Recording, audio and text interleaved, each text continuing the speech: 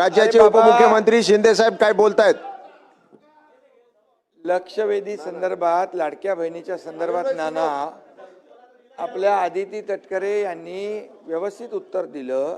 ऐका ऐका ना, अरे तुम्ही ही योजना जेव्हा सुरू केली तेव्हा ती आता तुम्ही म्हणताय लाडक्या बहिणीवर अन्याय होतोय. तुम्ही योजना बंद करण्यासाठी कोण गेलं वडपल्लीवर कोर्टामध्ये?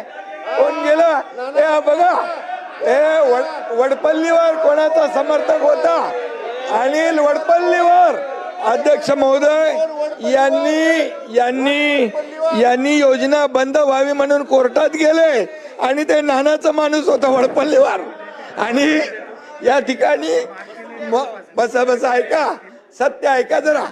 आणि म्हणून आम्ही जी योजना सुरू केली त्या योजनेमध्ये बिलकुल कुठल्याही परिस्थिती आम्ही चांगल्या भावनेने भूमिकेत ही योजना सुरू केली.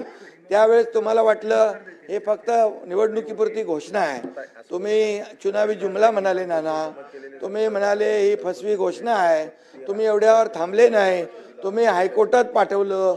हायकोर्टाने पण एक चपराक दिली, त्याला पाठवून दिलं परत. आणि तरी सुद्धा आम्ही या ठिकाणी त्या लाडक्या बहीण योजनेचे पैसे नाना जमा केले. त्याच्यामध्ये तुम्हाला वाटलं आता आचारसंहितेत पण पैसे बंद होतील, तर आचारसंहितेचे पण ॲडव्हान्स पैसे आम्ही टाकले. आम्ही पण बरोबर डोकं लावून काम केलं, लाडक्या बहिणींना पैसे मिळाले पाहिजे म्हणून.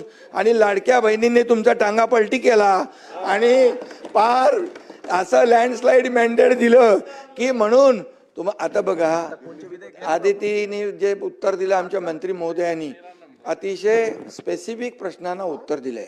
आणि तुम्हाला सांगतो कुठल्याही परिस्थितीमध्ये लाडकी बहीण योजना तुम्हाला वाटतं कमी होईल, बंद होईल, मी सांगतो तुम्हाला लाडकी बहीण योजना कधीही बंद होणार नाही. आणि सांगतो तुम्हाला, तुम्ही 2100 रुपये बोलले, योग्य वेळी आम्ही जे जे बोललोय ते सगळं पूर्ण करणार नाना. कारण लाडक्या बहिणींमुळे तुम्ही जे नाही लाडक्या तुम्ही खोडा घालायला प्रयत्न केला की नाही? लाडक्या बहिणीने चांगला जोडा दाखवला की नाही? लाडक्या बहिणीने काय चांगला जोडा दाखवला की नाही? विधानसभेत दाखवला की नाही? आणि म्हणून आता नाना एकच आहे, तुम्ही लाडक्या बहिणींच्या विरोधात कधी बोलू नका, बिलकुल.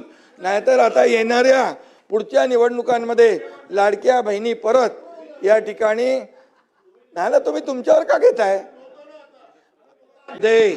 आतापर्यंतच्या इतिहास किती वर्ष होतं हो काँग्रेसचं सरकार?